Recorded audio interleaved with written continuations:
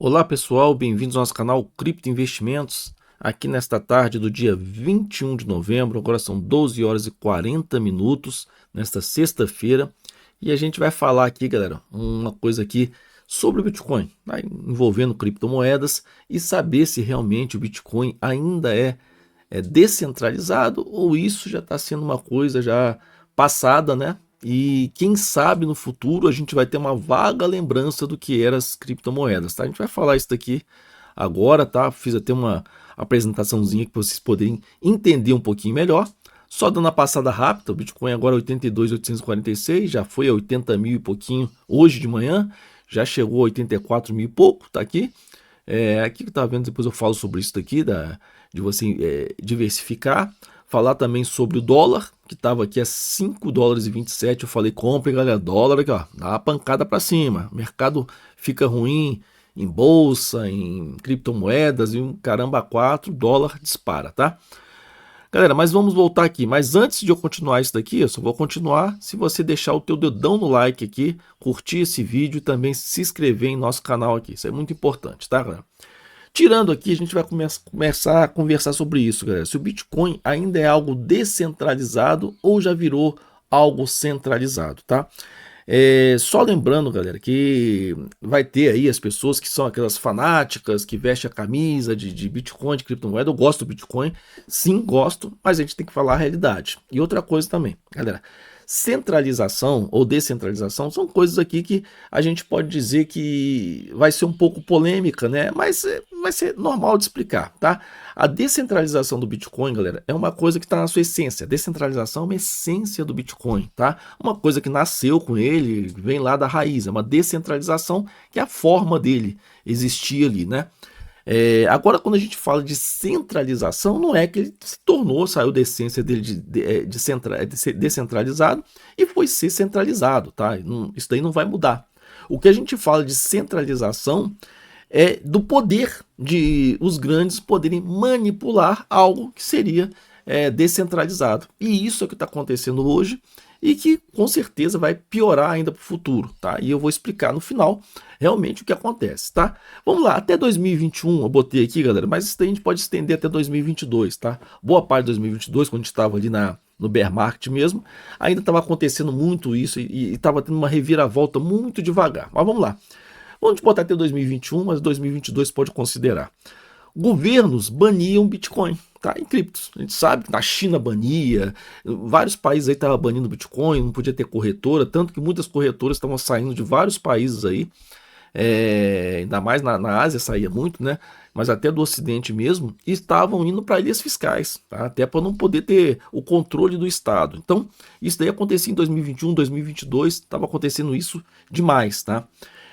Bancos, por exemplo, era totalmente contra. Aqui no Brasil a gente via bastante isso, era totalmente contra. Então, se você tinha as contas de corretoras que tinham aí no Brasil, elas estavam passando a ser encerradas pelos bancos, né?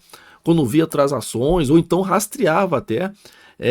Se você tinha estava recebendo algum valor na tua conta que era relacionado a criptomoedas. Então você encerrava, os bancos encerravam contas de corretoras e até de pessoas que eles achavam que tinha ali, recebia alguns valores que muitas vezes já tinha rastreado antes, que era de corretoras, né? E aí entravam alguns valores e suspeitavam até que essa pessoa estava mexendo com Bitcoin e cancelava. Não era nem por quesito de você achar que a pessoa pudesse estar fazendo lavagem de dinheiro com Bitcoin, não. Se você mexia com isso, não era bem quisto ali por bancos.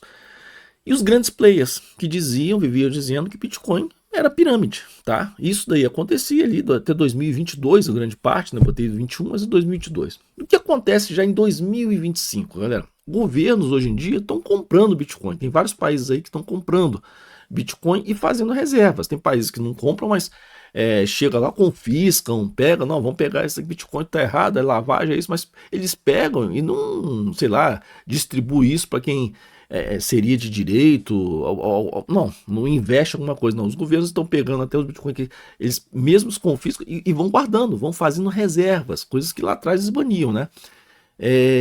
Bancos, por exemplo, virando corretoras, né? Hoje você tem uma gama gigante de bancos que hoje já comercializam bitcoins e hoje já não tem mais aquele negócio de você encerrar a conta de corretora, alguma coisa, já entraram no mesmo jogo ali, corretora, banco. Tem as leis aí do governo, mas os bancos mesmo já abriram isso. Tá voltando aqui os governos, galera.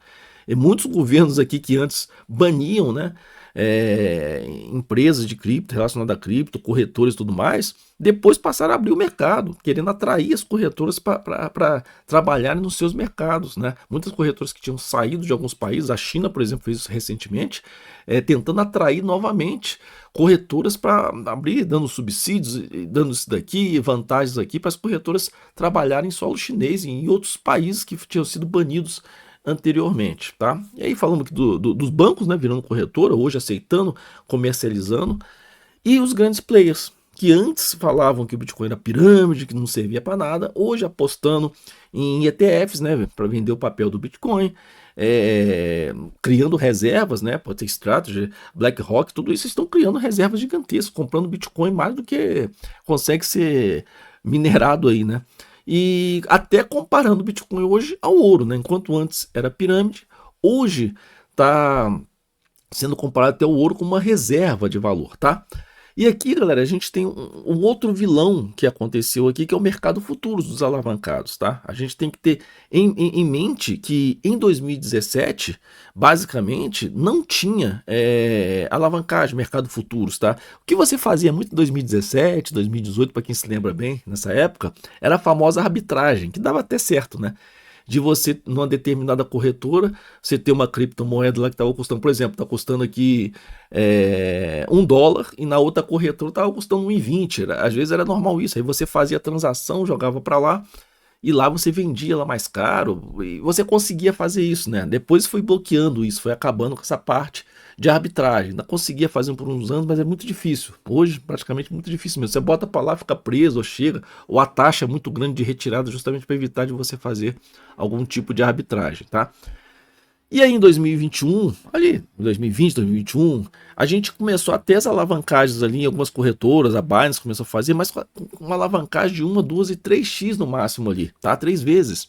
Então o que acontece, galera? Você, para ser liquidado, era muito difícil. Você botou $10.000 ali, por exemplo, né? O Bitcoin, para você conseguir ser liquidado, vamos dizer, se você apostou pro lado errado, você tinha que, o negócio chegar a $20.000, $18.000, ali você apostou para baixo, o negócio subiu, era uma coisa mais difícil, você demorava a ser liquidado. Hoje não, hoje já chegamos a 300 vezes, deve ter lugar que já deve estar 400 vezes, nem sei. Mas chegamos hoje a 300x, isso quer dizer o quê? Muitas vezes, galera, o Bitcoin está a $100.000, né? Só um exemplo. E você apostar no long, apostar que o Bitcoin vai subir, né? E aí quem está apostando no short, né? Vai descer. Você apostou 100 mil lá, um exemplo, alavancado em 200, 300 vezes. Às vezes o Bitcoin cai ali para 99 mil, $98.000, cara, você já é liquidado, dependendo do número de vezes que você apostou. Então, isso fez a manipulação em alta crescer. Por quê? Muitas vezes você tem uma informação privilegiada, ou geralmente grandes players podem se unir e falar, tem muita gente nesse momento apostando na alta, vamos derrubar o mercado? E aí quem vai derrubar o mercado e tem esse poder, eles apostam justamente na baixa do mercado, que o mercado vai cair, indo contra a manada que está apostando na alta, tá? E aí o que acontece? Eles derrubam o mercado, liquidam aquele pessoal que estava apostando para o lado contrário e ainda ganham uma grana, tá? E aí eles cada vez vão crescendo mais, vão tendo mais dinheiro, mais bitcoins e tirando os pequenos da jogada. Então essa manipulação está tendo hoje. Por quê? Muita gente grande entrou no mercado, tá? Essa é uma realidade. Como eu falei, o Bitcoin em sua essência, ele não... como é que se diz? Ele não deixou de ser descentralizado, mas ele passou a ser centralizado porque o poder está passando da mão dos pequenos para os grandes, tá? E aí a gente sabe que banco, governo, grandes corporações, eles se conversam, né? Aqui não, você vai ter o Bitcoin, que ele é descentralizado porque você tinha as pessoas físicas, tá? Ao redor do mundo comprando Bitcoins. Você tinha as baleias, mas essas baleias muitas vezes eram pessoas que tinham maior poder aquisitivo, né, de dinheiro, e contra as pessoas que tinham menor poder aquisitivo, tá? E aí o que acontece? Era isso, mas hoje não, hoje entrou governo, banco, grandes players de verdades, empresas, que hoje, galera, estão consumindo mais bitcoins do que consegue ser produzido no dia, vamos dizer assim, né? Então eles compram todo dia volumes gigantescos. Então tá chegando a hora que eles vão derrubando o mercado e vão tirando o restante dos bitcoins de quem? Dos peixes pequenos, tá ok? Isso é uma coisa que é a realidade. Eu, por exemplo, não acredito no Bitcoin, quero Bitcoin, beleza. Mas eu sempre falo, galera, minha meta é médio prazo. Eu ainda espero o Bitcoin ali até 2029, vou comprar na baixa agora que ainda quero pegar ainda um ciclo, tá? De valorização do Bitcoin, tá? Mas tirando isso, galera, eu não vejo o Bitcoin indo muito além, porque eu acho que quando chegar em 2029, essa fatia das grandes corporações, bancos e governos, eles já vão ter consumido muito mais. Se hoje, não sei quanto eles devem ter, talvez eles tenham hoje 30%, 20%, 40%, não sei. Quanto está na mão de banco, governo, não sei, né? Tem banco que você falando assim, você vai comprar um Bitcoin no banco, você está lá pagando o Bitcoin, mas o Bitcoin não está na tua carteira, tá? Está no banco. ETF, você compra o papel do Bitcoin, mas aquele Bitcoin está lá, junto na carteira de uma BlackRock, por exemplo. Ela te vende o papel, tá, do Bitcoin. Na hora que você quer vender o Bitcoin, ela te paga o dinheiro e às vezes ela mantém aquele Bitcoin com ela, tá? Ela só vai aumentando o portfólio dela de Bitcoin ou de outras criptos, tá? Então eu acredito que lá em 2029, 2030, a concentração na mão desse monopólio vai estar gigante e a gente vai ficar refém. E aí o que vai ser interessante para eles? Vai virar o quê? Vai virar que a Investidor 10 é só uma plataforma, né? Mas que está aqui a Bolsa de Valores. Vamos dizer a Bolsa de Valores do Brasil, a B3 no caso, a Bolsa lá de Nova York, não interessa, tá? Quando chegar lá na frente, o que nós vamos ter? Vamos ter essas grandes corporações, né, fazendo ETF, por exemplo, vendendo papel, mas eles vão ganhar o quê? Não, vamos fazer o Bitcoin agora, vamos segurar, nós podemos manipular o preço, vamos fazer o Bitcoin que ele tem uma alta de 10, 12, 15% ao ano, sendo um bom investimento, né? Um investimento que pode ser seguro, vai dizer, não, agora temos ETF, o Bitcoin está controlado, vai fazer atrair muita gente por achar que vai ter uma coisa que é menos volátil na frente, né? E as pessoas vão passar a comprar o Bitcoin para ter uma opção, como se fosse uma ação, sei lá, alguma coisa que rendesse 10, 15% ao ano, que vai valer bem, e essas empresas vão ganhar o quê? Na taxa de administração, tá? Elas vão ter o Bitcoin e vão passar a ganhar aqui administrando os bens, tá? Então, isso é que vai fazer o dinheiro para essas empresas. E não, basicamente, a valorização do Bitcoin, porque as próprias empresas não vão querer que o Bitcoin aumente 500% numa pancada, que sabe que muita gente que vai ter o Bitcoin pode vender isso daí, desestabilizar o mercado. Essa que é uma grande realidade. Eu, por exemplo, como eu falei, tô prevendo ali até 2029, 2030, e aí eu saio bastante do Bitcoin, porque eu não vou esperar muita coisa para outro ciclo, e aí sim, vou continuar nas criptomoedas, sim, que vou aproveitar o lance de fazer trade de outras altcoins que possam aparecer, tá? E a gente tem que ver o que pode acontecer para frente. O Bitcoin, galera, não é algo tangível, tá? Ele é algo que tá ali, mas não é um ouro, não é uma coisa que você se pegue. Então o que acontece? A gente não sabe como é que vai ficar daqui a anos, daqui a alguns anos, sei lá, 2040, 2050, sei lá, quem vai estar vivo aí para essa época, né? Pode chegar e se instalar e se criar um outro meio de coisa de você ganhar dinheiro, de ser descentralizado e as pessoas esquecerem das criptomoedas. Isso pode acontecer na frente, tá? E aí o que acontece? Muita gente vai falar assim, se lembra das criptomoedas? Lembro, ainda tem o Bitcoin, né? Bitcoin das criptomoedas. Era assim, papá.